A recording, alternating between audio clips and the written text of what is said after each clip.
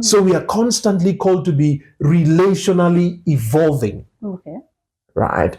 There are friendships that are seasonal, and there are friendships that are permanent. Right? So if you overstay in a relationship or in a friendship that was temporary, you are missing the point. That we don't use our access to internet in a way that is useful and helpful and productive to ourselves. That's very true.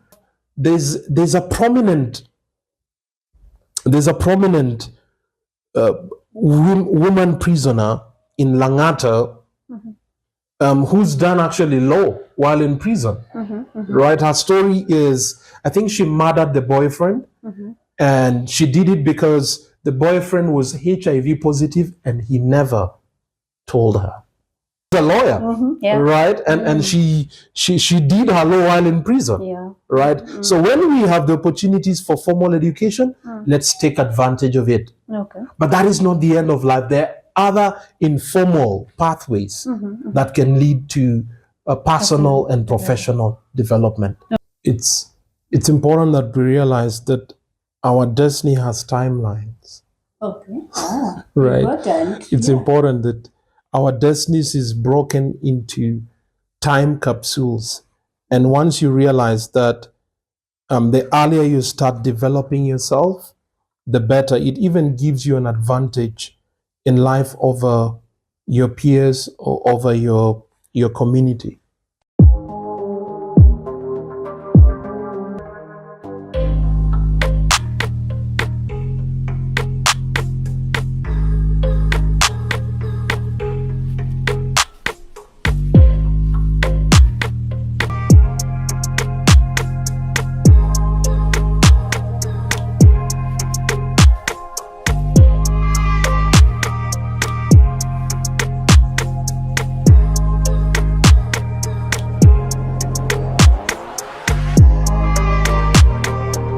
Hello, good people. Susie Ledadem, living positively regardless. Doesn't matter the point at which you are in life, but raw positivity all the way. Yes, and I am happy to be here. I am grateful to God for this opportunity He has given to us. And as I normally say is that it cannot be any more better if you have not connected yourself to Christ. Christ gives us the energy to live positive, and He is the energy behind the positivity. So if you have not received Christ, maybe it's something you need to consider and think about. And today, guys, I'm happy again to have the visitor that we had the previous time. We are also having him once again, because you will agree with me that we have learned a lot from the previous discussions, and so it is just an honor to continue learning and getting to know more things from Sir Emmanuel. Sir Emmanuel, how are you? I am good. Once again, I'm happy to have you. Thank you so Welcome much. back at Good to be here Susie again. Eule Diadem. Thank you. Happy to be here again. Okay. Thank Maybe you. for the person who is meeting you for the first time, they have not watched the other videos, maybe you need to just look at the camera, let them know who Emmanuel is. All right. My name is Victor Baba Emmanuel Aligo, and I am an enthusiast for personal development and growth. And above that, as I said before, I am a knowledge seeker. And once I have sought information and found it, I like to share it with other people. Thank you. Okay. What is the background of Emmanuel? Where is Emmanuel from? You can find me in Nairobi. I shuttle a lot though. I work across the world. I travel a lot.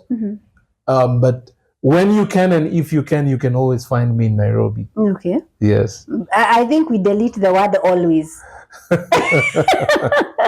Yes. Okay. Yeah. What is the background of Emmanuel? Where did he grow up from? Oh, wow. I was born and bred in Nairobi. I've grown up in Nairobi for the better part of my life. I've gone to school in Nairobi, right from primary school all the way to my higher learning institution. So I'm practically a Nairobian by birth and by upbringing and experience. Okay. Yes. Ushago kwako ni Nairobi. Yes. Okay. How comes you don't use Sheng? I Growing in use. Nairobi. I do. I speak Do you? slang. Oh, you do? Yes. I've not Nabonga had- Sheng mbaya sana. Wow. I've not. I think you've not exposed that part of you when I'm around. Yes. I've not been able to see that part of you. How is it? How was it growing up in Nairobi? I grew up in a very Pan-African setting, and this is because my father is a man of faith. And so at some point, my dad was doing his theological studies at Pan-African Christian University. Then it was a very Pan-African environment.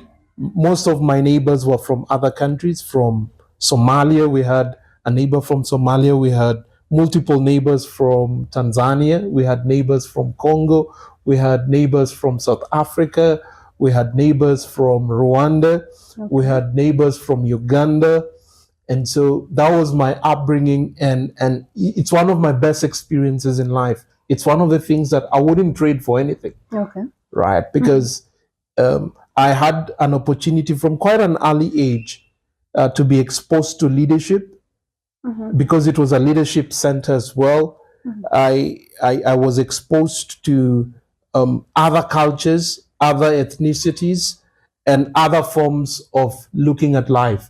And of course, we had Canadians and Americans too. So it was a melting pot of different cultures, different nationalities, different customs, different beliefs, and so on and so to speak. Okay. Right? And that to a large extent has informed my Christian background and my Christian experience and my worldview of things. I'm one person who looks at things from a global perspective, and I would consider myself a global citizen. Just the way right now, when I am in Nairobi, I consider myself a Nairobian. Okay. Okay. Right? So there are multiple layers to who I am as a person. Just the same way, every human being has got layers and layers of who they are. What is the experience of going around the world? What are the things that you have met that you would want? You know, of course, I would also love to go around the world.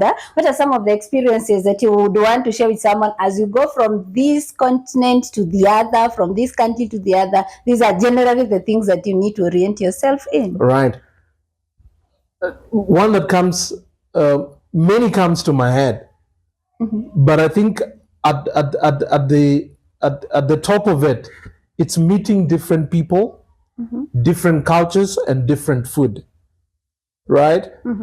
And maybe before I get to a funny story, let me say this. One of my most beautiful experiences has been swimming in an ocean in Mexico and getting to see a shark that is about this size in the waters. Okay. Right? So that's one of my most beautiful and memorable experiences ever, swimming in an ocean in Mexico, Cabo Pulmo, and getting to interact with a shark that is about this size. Right? Okay. That's just very awesome. Now let me get to the funny story. The funny story is culture shock. Right? I pointed out that I grew up in a very multicultural setting. And the first time I traveled to the US, I didn't think that, I'd face cultural shock, right? But this is how it happened. So one evening I went to the mall, got into a food section, and I was trying to buy something for my dinner. And guess what? I walked from one aisle after the other aisle looking for what to buy, and I spent an hour. Wow. Just looking for what to buy. Making a decision because they are there. Yes. So the hour is making a decision. Only to buy a piece of bread. After 1 hour, trust you me, spending 1 hour moving around and the supermarket is quite gigantic. So I moved, back and forth from coast to coast, trying to look, what should I have for dinner today? I spent an hour, and the only thing I came out with was a piece of bread. Oh, wow. That's when I learned that, culture shock is real. It's real. But you still adapted to it? Yeah. Because I'm imagining you're not there for a day. Right. Yeah. So over time you learn. And this is why learning is a lifetime endeavor. At no point will any human being get to a point and say, do you know what? I'm done with learning. There is no such a point. That introduces the topic of the day, guys. We are here to talk about personal development. And so from that, it introduces. But I'm still curious. I still want to understand. You've gone to different continents, but definitely you are an African child because you were born in Nairobi, which is in Africa. What do you think is good or better about Africa more than any other continent that you visited? Wow. That's a very simple and simultaneously hard question. The thing that strikes me most about we as a people is our collectivism, our warmth and reception to other people, which sometimes might not be the case to other cultures and other geographies that I've been to. That is one of the most thing that always stands out for me. Even sometimes when you meet an African in an environment where you do not expect to meet an African, it's always like, where do I know you from? Or where have we met before? And mind you, this is the first time meeting them. Right? So there's just this thing about Africans, and sometimes it's not easy to state or even to quantify. Right? But it's there. There's just this warmth and hospitality and reception that only an African can give to you. Right? The first time I ate jollof rice was in the US. You ate what? Jollof rice. Right? Jollof rice. We ate jollof rice. Right? And this is a delicacy from West Africa. Right? It's very popular in Ghana, in Senegal, and in Nigeria. But believe you me, the first time I ate jollof rice was in the US. Right? A local delicacy from Africa or cuisine from Africa. Just think about it. And this was done by a lady from Nigeria. And I remember that morning she had to wake up, I think, 5 a.m. Wow. You know how we cook food in Africa, right? Yeah. Sometimes women wake up 4 a.m. in the morning to prepare a meal that needs to be eaten at 1 p.m. Right? So that's the thing about we as the African people. Hospitality and this warmness and reception is just, it's deeply seated and embedded in who we are as people. It's become an extension of who we are. Yeah. A beautiful social life you want to have, you come to Africa. Yes. And since I have people who are watching from other continents, I don't want to look like I'm so biased. What is that one thing you have learned out there in different continents that you would wish that it gets into us, like for it comes to Africa? Is there such a thing? Yes. They are reading culture. Right? Other geographies apart from Africa, they have a robust reading culture and a culture of journaling and writing things. On the other hand, we are an oral society, and sometimes we lose important memories, we lose important information because nobody hardly writes them down. And maybe this might come a shocker to you. Somebody once, it's a story, I don't know whether it's true or not, but anyway, I'm going to say it. A black person once asked their white professor, is there a history for an African man? And this is a joke, it's on a light note. Nobody should take it personal. And the white professor told him, there's no such thing as a history of the black people. Right? And this is because we are an oral society. We don't reduce things into writing. Right? It's often said, I don't know whether it's true or not, but the first university, right, the first university in the world was in Africa, in a place called Timbuktu, if I'm not wrong. Right? But this has not been put into writing. That's why it's impossible. Sometimes for us to know our history, for instance, what my forefathers did 50 or so years ago, I have no recollection of that because it has not been put into writing. So to your question, one of the things that I would actually recommend for us as a continent, let's start reading, investing into reading and writing. Because that's how we preserve we preserve history, and we preserve knowledge for posterity. Ah, beautiful. Before Emmanuel advises us to shut these oral cameras and get into writing and into reading books, let us get to the topic of the day, because you know that, Emmanuel, I take the challenge, but I think most of us, what we do a lot is listen. We listen a lot, we watch a lot, and I think that's why now I feel like it is important to have such platforms and channels now where we will be talking things that are making sense, because we watch a lot of things that are not making sense. Once my battles are on, the things that pops I want to see are which celebrity divorced with who fought who, which MP got into physical fight with who, and a lot of things that are not making sense. Now let's get to the topic of the day: personal development. What does it entail? Thank you. Before I get to that, you said something that was very important, that we don't use our access to internet in a way that is useful and helpful and productive to ourselves. That's very true. And it's because of that we lack focus. I have had the blessing and fortune of being mentored and living by Jews. And one thing that strikes me with the Jews is focus. They are so focus oriented on things that are useful, helpful, and productive to them. Okay. And this is why right now they are one of the most productive communities in the world, right? One of the reasons why the Jews are one of the most productive communities in the world, and if you look at history and look at their contribution to humanity, is so immense.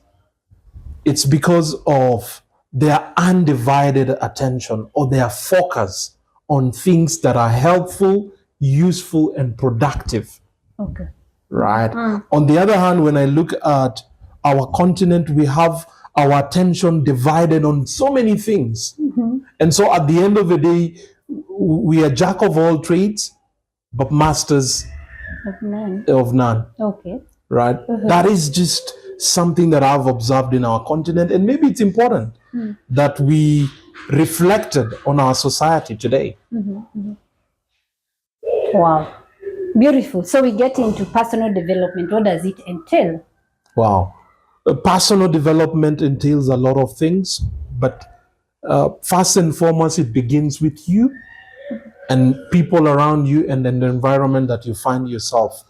Often when I'm called to speak to an audience, I often ask them 5 important questions, right?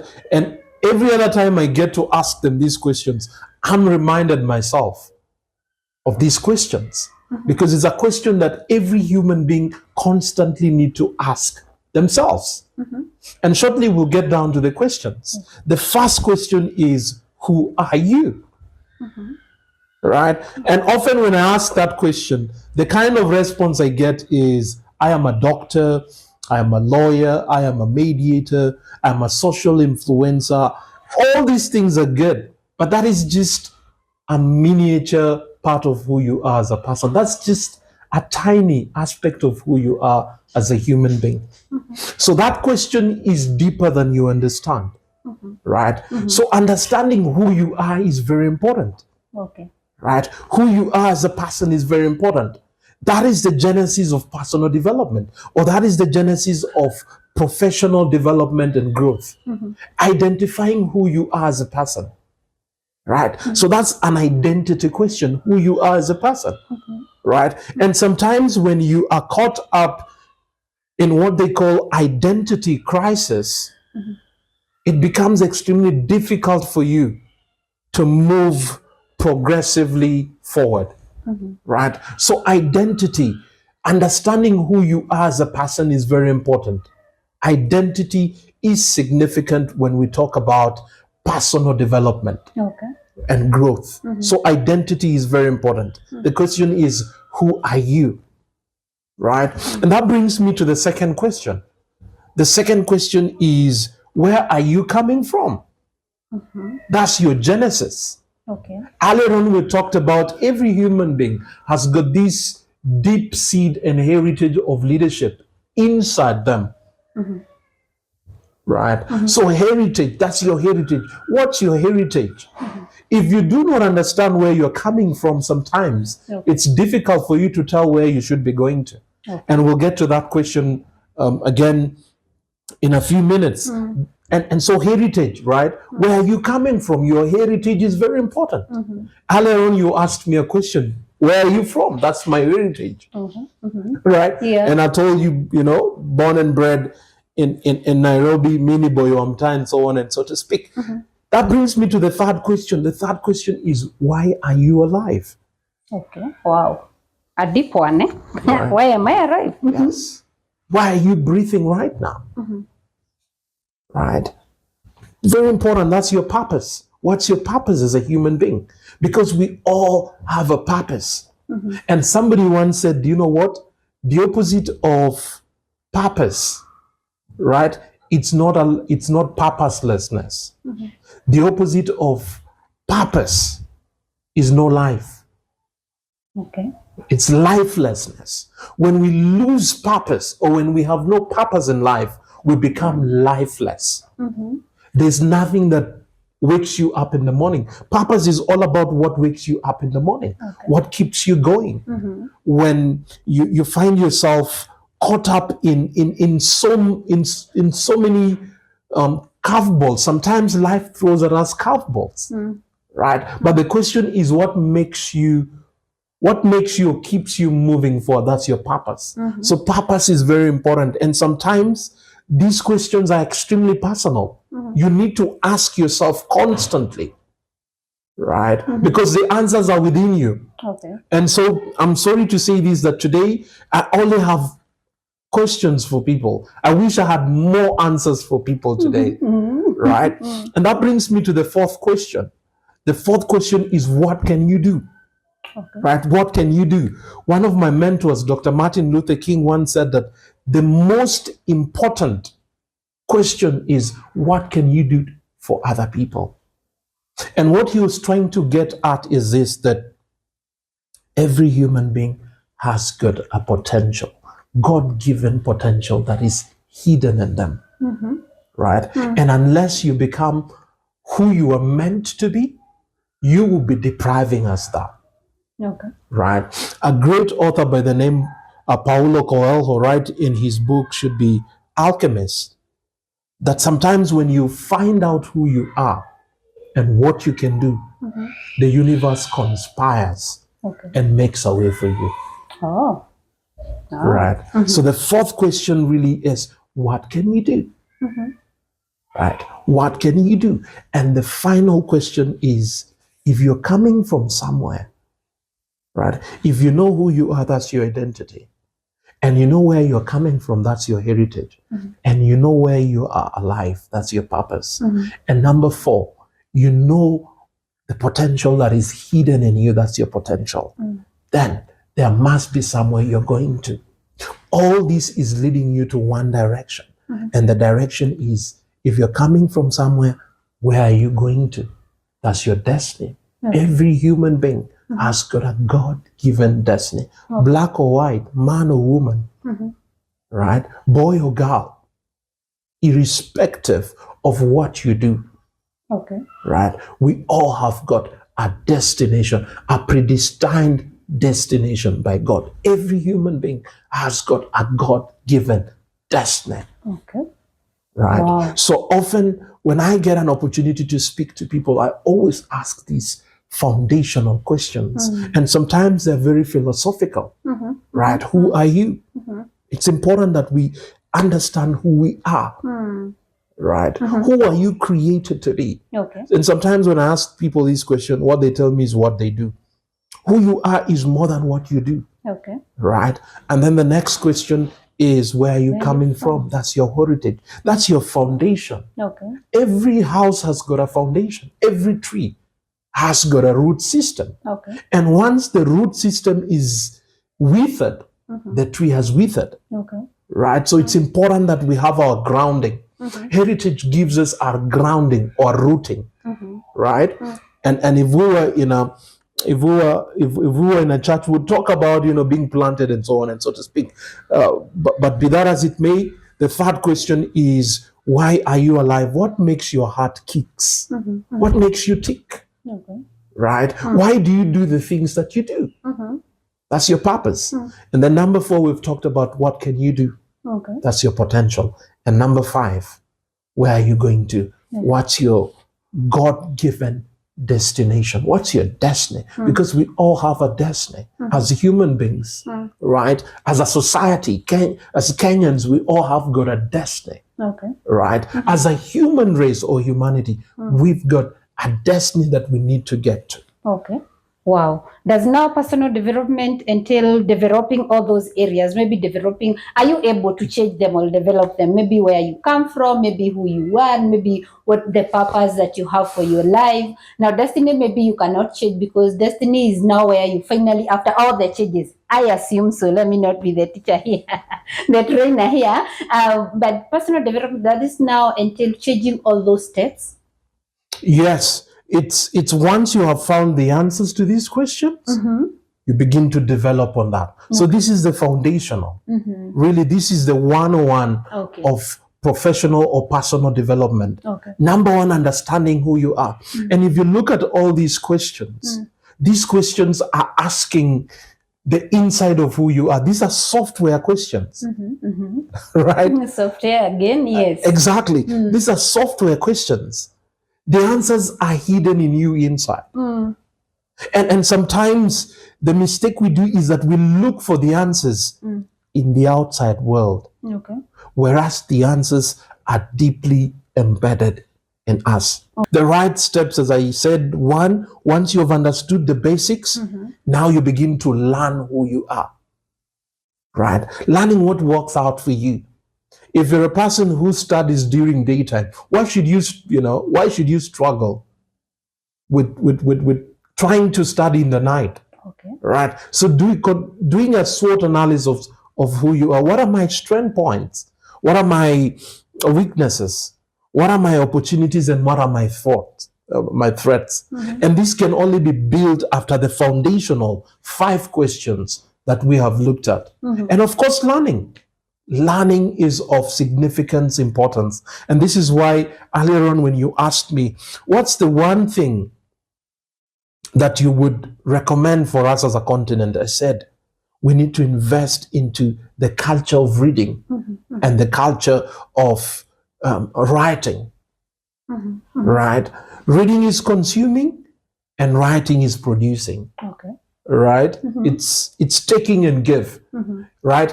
Any person or any entity that only takes without giving, right, over time becomes unsustainable. Okay. Right. So as we read, as we seek knowledge, as I told you, right, as we seek knowledge, and once we find it, we need to give it to other people. We need to share it with other people. So learning is of eminent importance. It's through learning that you build your value as a human being. Developing self, does it need to go to school or how do you develop yourself? There's informal and formal ways, and both should work hand in hand. Okay. If you have the opportunity. If you have the opportunity to go to school, go to school. If you do not have the opportunity, you can as well informally develop yourself. I know people like Malcolm X. Malcolm X is one of the most renowned civil rights advocates in the United States. And the thing about Malcolm X is he self-educated himself in the prison. And we have so many people. There's a lot of, litany of individuals who've schooled themselves informally. You look at men and women like Abraham Lincoln. Abraham Lincoln never went to a formal learning institution. However, through his quest and pursuit for knowledge and character development and so on and so to speak, he was able to develop himself into a significant, leader that today you cannot talk about America and not mention the name of Abraham Lincoln in the same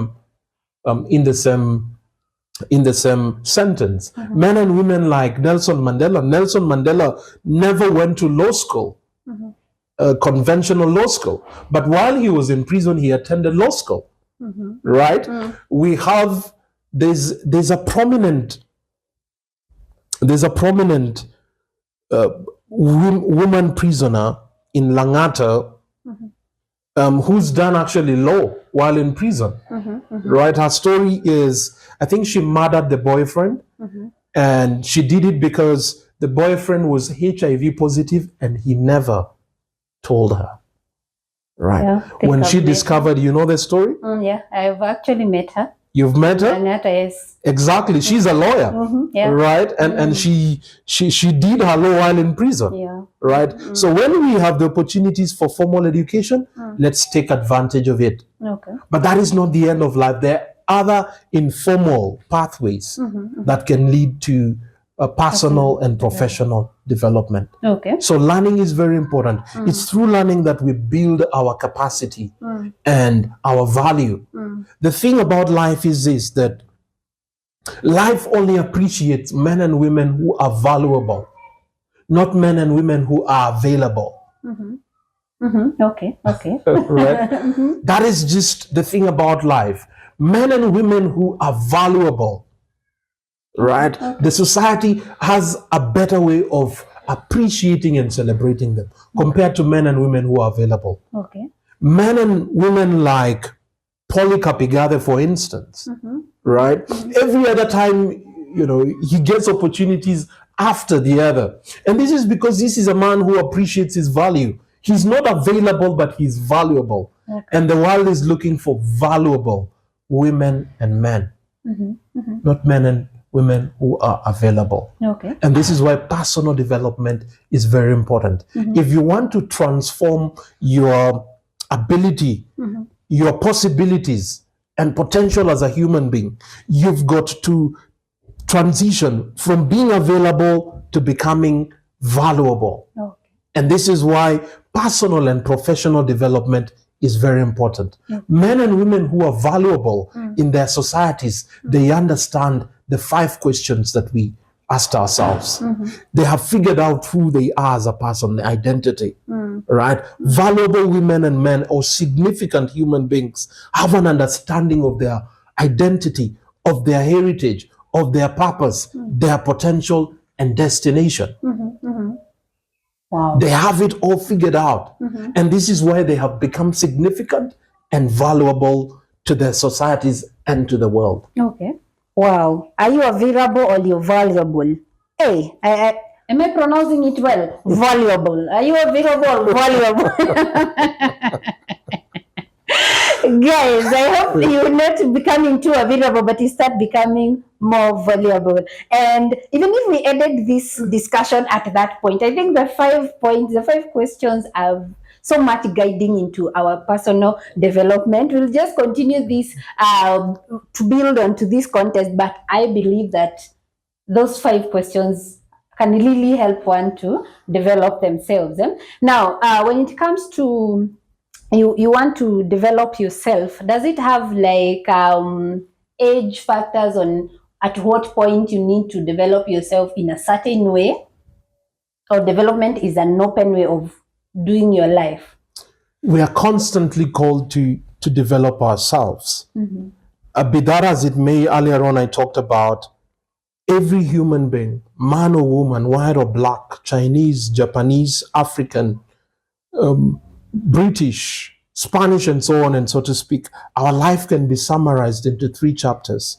The first 30 years of our life should be spent on learning, doing the groundwork, trying to understand who we are, identifying our heritage, our purpose, potential, and destiny, and so on and so to speak. And the second phase of our life is leadership. This is where we have discovered who we are, our potential, and we want to contribute to our society's development and well-being and humanity's well-being. This is now this is leadership, the second phase. The third phase is legacy. And to your question now, at any given point in time, we are always called to invest in our personal development. However, right, you realize it's during at your youthful years that you have a lot of time at your hands, right? Somebody who's in 30s, I'm already expecting you to be in family. I'm already expecting you to be working. I'm already expecting you to be a leader in church, a leader in your community, a leader in your organization. And so you have not so much time as you used to have during your teenhood or young adult phases in life, where you have so much time to do the right things. And so I often say this, that to be called a youth is not a stage. I think being a youth is a resource. Okay. There are certain resources that our youthful years avail to us that when we grow up, we won't have that opportunity anymore. It's important that we realize that our destiny has timelines. Okay. Right. Important. It's important that our destinies is broken into time capsules. And once you realize that, the earlier you start developing yourself, the better. It even gives you an advantage in life over your peers or over your community. So it's important that we start developing ourselves the earlier that we can. We've said 3 things about becoming a leader in our previous recording, that the first step is discovery, and then developing, and then deploying your leadership skills. And so the earlier the better that we discover the earlier the better when you discover who you are, what you can do, why you're alive, and your destiny. Because you don't want to be 85 years of age and now you're starting to develop yourself at that age. So you said youth you don't consider it as a number, it's an opportunity. It's an opportunity. Okay. Right? To be called a youth is a resource. There are certain things I can do in my youthful years that I might not have the opportunity to do it at the tail end of my lifetime. Right? That's why we call it a lifetime. And your lifetime begins at inception. Right? So it's important to have that understanding that to be referred to as a youth is an opportunity. It is a resource that when we use it rightly, because at the end of the day, you will not be forever a youth unless you're a wolf. Right? Unless you're a wolf human. But for us human beings, we are not given that kind of an opportunity to be youthful forever now or eternally. Right? That's a privilege that God, by his own providence, has denied mankind. Right? And so we live in stages. At one point, you're a youth, young adult. At some point, you will grow older and you won't have the opportunity and resources to do the kind of things that you ought to have done during your youthful phases. Okay. Right. What are the measures? How can you measure that you're not stagnated in your life, that you're developing yourself? Wow. You are constantly progressively moving in all aspects of your life, in your personal life, in your relational life, and in your professional and community life. So it's an all-rounded kind of a thing. Personally, are you progressively moving forward? And these are things that you can tell once you have asked yourself the 5 questions that we talked about. You can tell, am I really moving? Am I developing myself? Because we should constantly evolve. We are constantly called to be evolving. Right? So the Susan that I spoke to yesterday, ideally shouldn't be the same Susan I'm speaking to today. Okay. Right? My expectation or your expectation is that today you have evolved into a better version of Sue. So right now the Sue that I'm seeing is a better version of the Sue that I saw yesterday or previously that I saw in other encounters. Okay. So we are constantly called to be evolving as human beings. Our relationships to evolve. So we are constantly called to be relationally evolving. Okay. Right? There are friendships that are seasonal and there are friendships that are permanent. Right? So if you overstay in a relationship or in a friendship that was temporary, you are missing the point, right? You're missing the point. And professionally, right? If you just joined an organization right now as a rank and file member of the organization, I mean, 12 months, 5 years down the line, I expect to meet somebody else. Right? So much can happen within a period of 5 years. In 5 years, I expect you to have grown even in terms of roles and responsibility in the organization. Right? It's just like a small child. Right? A small child 5 years down the line is a 5-year-old. There are things you expect of a 5-year-old that you don't see in a 1-year-old. And if you have a 5-year-old and you keep seeing signs of development of a 1-year-old in the intellectual, even in their own intellectual growth, you sit down and come to a realization that there's something potentially wrong with my child here. Right? My child is of 5 years of age, but I'm not seeing the indicators of a 5-year-old in this 5-year-old.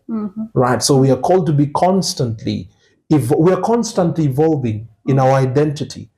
We are constantly evolving in our purpose. We are constantly evolving and getting closer to our destiny.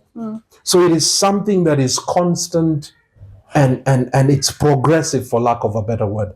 And we are called to sustain that progression.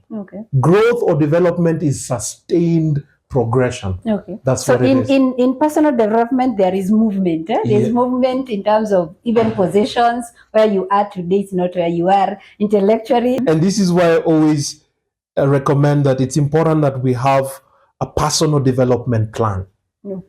Right? Financially, professionally, personally, in terms of our relationships, and so on and so to speak. Right? And even our goals. Right? We often talk about New Year resolutions. Right? and sometimes they are new, and sometimes we recycle them. So a clear indication of somebody who is not progressing in a sustainable manner is one who keeps on recycling their goals. If you're constantly recycling your goals and recycling your New Year's resolutions, right? That's a clear indication to me. According to me. No, according to me.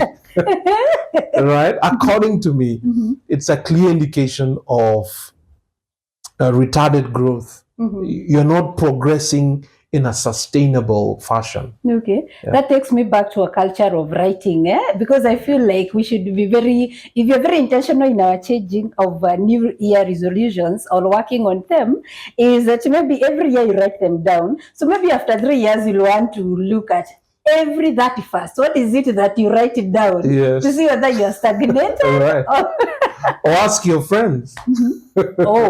So you can ask your close friends. And they will tell you, last year you must have stated that you want to do this, but you have not done this. I will ask you why we need to develop ourselves, because I want to look at it from what you said, that sometimes we are romantically in love with wealth and financial increase and all that. And I look at myself, I look at life and wonder, why would someone by good chance, they got so much maybe wealth from parent or from whoever, maybe it's a jackpot, and they're sitting down and they are wondering, why are these shenanigans of self-development? I have it all. What is the importance of self-development? The importance of self-development, one, is to become who you were created to be, because we all have a contribution to humanity. We all have an assignment to make humanity better. That's a call that is given to every human being. We are called to significantly contribute to the well-being of humanity. That is at the foundation of personally developing yourself. That when you get to be who you are destined to be as Sue, the society, your immediate society, your family, and humanity gets to benefit from you. Right? That's at the foundation. That is the cornerstone to me of personal development, becoming who you are meant to be. Valuable. Earlier on, I talked about, valuable and being available, right? And sometimes young ladies understand this from a relationship perspective. You don't always want to be available, when you're in courtship to that man, right? You want to be rare, because when you're rare, you're valuable. Okay. Oh. You want to, that's you why want to repeat that. That's why people play hard to get. Sometimes, ladies understand this better. That's why they play hard to get, because they understand that availability is not the same as valuable. Value. Right? And so they understand it better. And so the thing with personal development is to become valuable in your world. Okay. Right? To become a light to the world, to become a salt to the earth, to make significant contribution to humanity's well-being. Okay. Wow. One of the points I have picked of what you're talking when you're going through personal development is that you go even against or even beyond the norms. Like, what is it that is working for you? Like, you give an example. If you understand better when you read during the day, and someone has just you that you need to read throughout the night, then why do you get into that? Now, when it comes to measuring, again, going back to it, can the people around you help you to develop yourself and to know that you're developing? Because I'm imagining they will look and judge at you with the eye of what the norm. Like, we're expecting, when I meet Emmanuel after 2-3 years, I'm asking him, why are you not married? Why don't you have children? Why don't you have ABCD? So that's my own way of measuring your development. How do you now draw the line? Can people around you now tell you that? Right. You just talked about societal norms and expectations. And it's very common. And I don't want to harshly judge the society, because that is what they expect from you, right? No human being is self-made, right? So at some point, your society has made a significant contribution to who you end up being. And on that platform, they have certain expectation of our daughter. We have certain expectation of our son. We've taken him to school and so on and so to speak, and all that kind of stuff. But why I keep saying that personal development has got to be intimate and personal, it's because it's personal, right? Okay. And so at the end of the day, you need to have your own key performance indicators. Am I growing in my relationship? Right? Am I seeing a change in my audience? Right? I am one person. When I started off, I started at community level, and I still do a lot of community-centric work. But right now, when I take a look at the rear view mirror, right? A car always has a windscreen and the rear mirrors. Is that correct? The rear, exactly. And that is important for your stability on the road. So you've got to have a reference point of where you're coming from and where you're going to. And this is why I am emphasizing that it's important that we have our own personal development goals action plan. Because what it does is that it becomes your rear view mirror. It gives you an understanding of, are you progressing in a sustainable fashion or not? Right? This is why it's important that we get to have this. But back to what I was saying, when I started off as a community organizer and so on and so to speak. But right now, when I look at the audience, the men and women that I get to interact with, and I'm not saying this to brag, I say this with all sense of responsibility and humility. Right now, you'll see me in a panel where my co-panels are members of parliament, are judges, are high-profile individuals in the community. To me, that is an indication of progress, right, in my intellectual capacity. Because I have developed the capacity over the years to develop a relationship with such people, right? When I look at the kind of people right now that I'm advising compared to what I used to advise 5 or so years ago, it has changed. That's an indication that I am progressively growing. I am sustainably developing myself. right? So in as much as the society has its own scorecard, let's work with scorecard. Sounds very, right? Sounds very cool. So the society will always have its own scorecard. And it's fair that the society has its own scorecard of who you are as a person because they contribute to your well-being, right? Okay.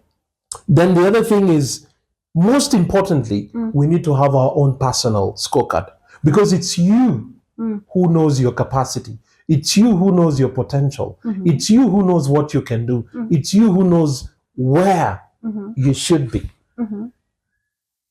Okay. That's why we need to strike a delicate balance between societal scorecard or expectations of who we are and our own expectations of who we should be. Oh, okay. Wow, I think we are learning a lot. And as we come to the end of this, I would want to ask you, when you're going the steps of personal development, and at some point you realize, as you do your scorecard, you realize there are so many points that have missed in your lives. How do you close the gap? That you feel like, now I'm in 30, I'm supposed to be in the stage where now I'm a leader, but I have nothing of the sort to disperse to other people. I have nothing about leadership skills in you. How do you close now the gap? The thing about a scorecard is it gives you an indication, are you healthy or not? Right? Am I healthy in my relationships? Am I healthy financially? Am I healthy intellectually? Am I healthy at my workplace? Am I healthy in church? Am I healthy in social setups and so on and so to speak? And where you feel you're not healthy, then it shouldn't be alarming, but it should just inform you that, do you know what? You need to make informed decision making from right now, or empowered. And so it's a call to empower yourself. If I'm not doing so well financially, this is what I had set. And it appears that for the last couple of years, I'm unable to get to this. It's a signal to you as a person that perhaps I have not been doing the right things. Right? And upon self-reflection, maybe this is what I need to do. Maybe I need to talk to a financial strategist, right? Maybe I need to consult with my friends. Maybe I need to buy a book on financial intelligence and so on and so to speak. That's all I'm seeing in your question. It's not alarming. I don't want to say it's alarming, but it gives us an information, right, of where we are and maybe of what we need to do to be where we plan to be, or where we ought to be. Okay. Right. Are there some kind of disciplines or assumptions that we carry in life that curtails us from developing ourselves? Yes, when we compare ourselves to other people. Okay. And sometimes when the society is developing a scorecard, for you, Susan, they have somebody else of your age, they have somebody else of your gender, they have somebody else of your skills, they have somebody else of your occupation, and they're using that as the platform to give you a scorecard. So oftentimes, one of the mistakes we do is we compare ourselves to other people, right? And sometimes that can be toxic. Okay. Because like I pointed earlier on, if you looked at the 5 questions that I asked, they're extremely personal and intimate. Right? Yeah. We are constantly called to be asking ourselves these questions because these questions are like a mirror to us of who we are. Right? And so one of the mistakes that we do is we often, we want to compare ourselves to other people. So and so has done this, has built a house, has traveled to this number of countries, has bought a Prado, has gone for vacation in these countries, and so on and so to speak. And sometimes when we do that, we lose a grounding of who we are. So comparison is sometimes it can extremely be toxic. Another thing is mentorship. Okay. There are people who do not believe in the institution of mentorship. Oh. Right? Through mentorship, we have a lifetime of an opportunity to develop ourselves. Because here you have people who've developed themselves, right? They know what works. They know the ins and outs. They know the ropes. They can tell you that, Susan, what, in marriage, if you want to have a successful marriage, whatever that means, this is what you need to do. And this is what you shouldn't do. Because they are speaking from a platform of experience. Okay. Right? So mentorship is very important. And sometimes people disregard the institution of mentorship. Okay. Right? I am a product of mentorship. I know what mentorship can do. Mentorship can just turn your life around. Right? Because it's in the institution of mentorship that you get to have people hold your hands. Right? And you begin to walk on their success stories. There's a thing called that, we are dwarfs standing on the shoulders of giants. That's what mentorship does. Right? It gives you an opportunity to stand on the shoulders of giants, and therefore you're able to see farther. Okay. Right? You're able to make gigantic steps in life, and so on, and so important. So it's important that we pay attention to this institution of mentorship. Okay. Right? Other toxic behaviors that could limit our growth is our attitude. Attitude is your attitude is your altitude. It can determine and influence how far you can go in life. Okay. Right? So it's important that we constantly self-check ourselves and our attitude. What is it that motivates us? Okay. Okay. Right? What is it that motivates us? So attitude is very important. And for you to accomplish attitude, I often talk about attitude, aptitude, and altitude. Right? Attitude is software. And when we talk of aptitude are skill sets.